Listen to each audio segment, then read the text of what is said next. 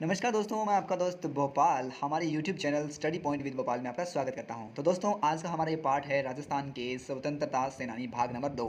यानी हमने राजस्थान के स्वतंत्रता सेनानी part number first video upload कर चुके हैं। तो उस वीडियो को देखने के लिए मैं आपको डिस्क्रिप्शन बॉक्स में इसका लिंक दे दूंगा या फिर इस वीडियो के एंड में आपको मैं उसकी लिंक दे दूंगा, वहाँ से आप डायरेक्ट उस लिंक पे जाकर देख सकते हैं। तो दोस्तों, आज का हमारा ये टॉपिक राजस्थान के स्वतंत्रता सेनानी भाग नंबर 2 है। इसमें आज हम 5 स्वतंत्रता सेनानियों के बारे में चर्चा करेंगे, जिसमें सबसे पहले हम हीरालाल शास्त्री, अमरचंद बांठिया, सागरमल गोपा, नानक जी भील, गोपाल सिंह खरवा के बारे में जानेंगे। तो फ्रेंड्स, हम सबसे पहले बात करेंगे हमारे माननीय प्रथम मुख्यमंत्री हीरालाल शास्त्री जी के बारे में। और ये है हमारे हीरालाल शास्त्री जी का फोटो, जो हमने पहले वाले फोटो में भी आपको दिखाया था। उसके बाद हम बात करेंगे हीरालाल शास्त्री जी और सर मिर्जा इस्माइल खान के बीच हुए जेंटलमैन्स एग्रीमेंट के बारे में। और उसके साथ साथ हम बात करेंगे जैसलमेर के महान क्रांतिकारी श्री सागरमल गोपा जी के बारे में, और इनकी जीवन गाथाओं के बारे में भी जानेंगे कि किस प्रकार से इन्हें जेल के अंदर जिंदा जला दिया गया और इसे आत्महत्या घोषित कर दिया गया।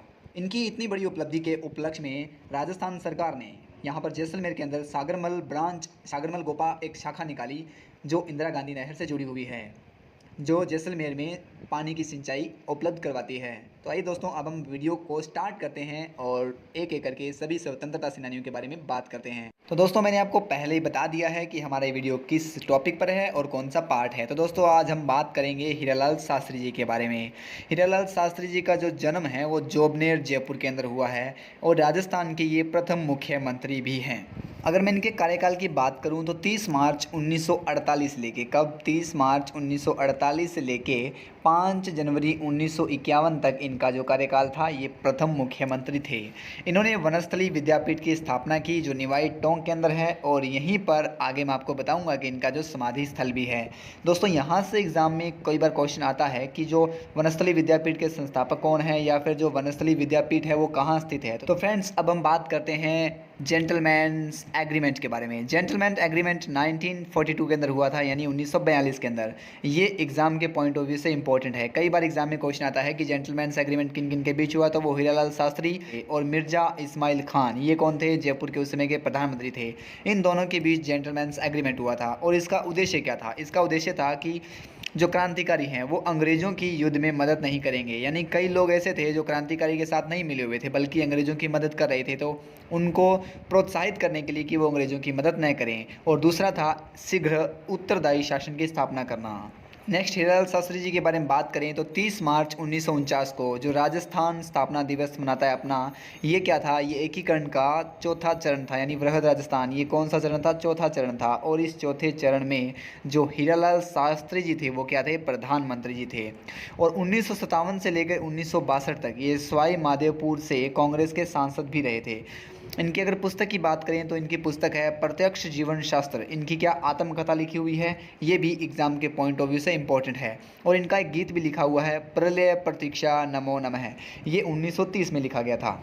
इसके साथ साथ मैंने आपको पहले भी बताया था कि इनका जो समाधि स्थल है वो वनस्थली विद्यापीठ के अंदर है, निवाई टोंक में, जिनकी इन्होंने खुद ने स्थापना की थी। नेक्स्ट हम बात करते हैं सागरमल गोपा जी के बारे में। सागरमल गोपा जी का जो जन्म है वो 3 नवंबर 1900 को हुआ था और जैसलमेर के अंदर हुआ था।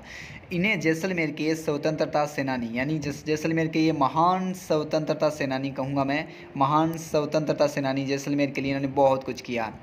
इनके आक्रोश को देखते हुए, ये इतने आक्रोशित थे कि इनके आक्रोश को देखते हुए जैसलमेर और हैदराबाद राज्यों ने इनके प्रवेश पर क्या लगा दिया था दोस्तों? प्रतिबंध लगा दिया था। 1915 में इन्होंने सर्वहितकारी वाचनालय की स्थापना की थी और इनकी एक पुस्तकें हैं जो मैं आपको बताता हूँ।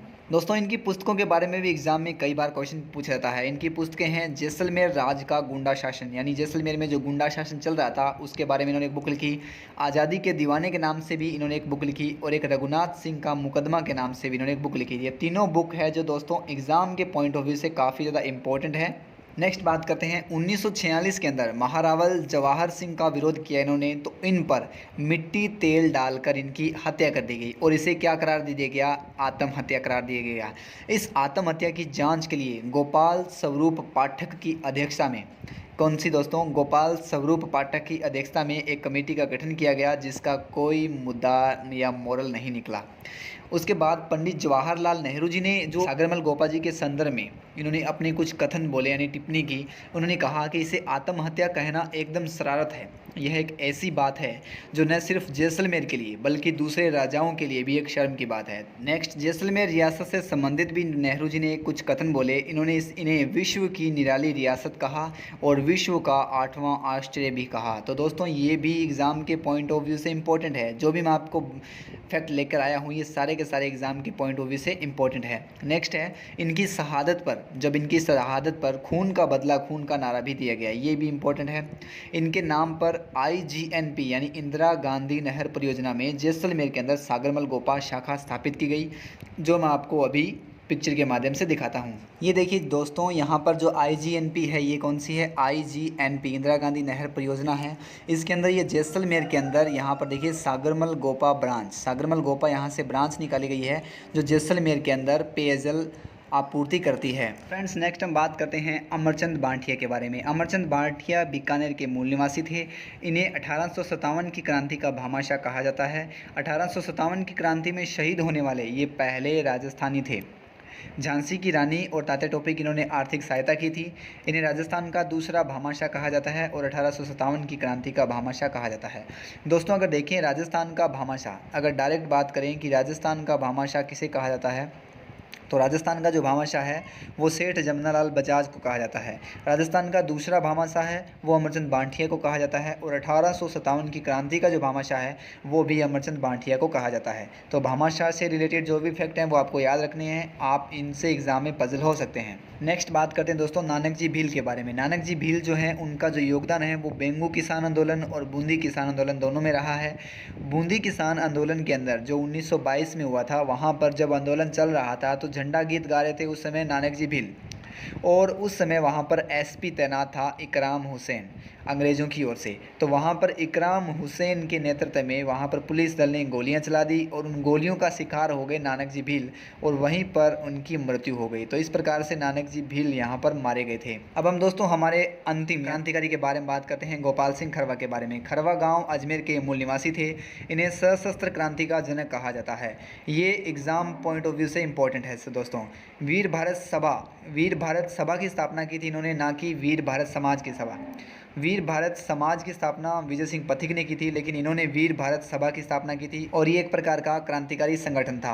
भारत संचार मंत्रालय ने 30 मार्च 1949 को इन पर एक डाक टिकट भी जारी किया था। तो दोस्तों आज का हमारी वीडियो पार्ट नंबर 2 था राजस्थान के क्रांतिकारियों के संदर्भ में। पार्ट नंबर 3 हम जल्द लाएंगे। अगर आपको पार्ट नंबर 3 का जल्दी नोटिफिकेशन चाहिए तो आप हमारे चैनल को सब्सक्राइब कर लें, लाइक कर, ताकि जो भी हमारा नोटिफिकेशन हो वो आपसे जल्द पहुँच जाए और आप सबसे पहले हमारे वीडियो देख सकें। तो थैंक यू दोस्तों आप सभी का हमारे वीडियो देखने के लिए।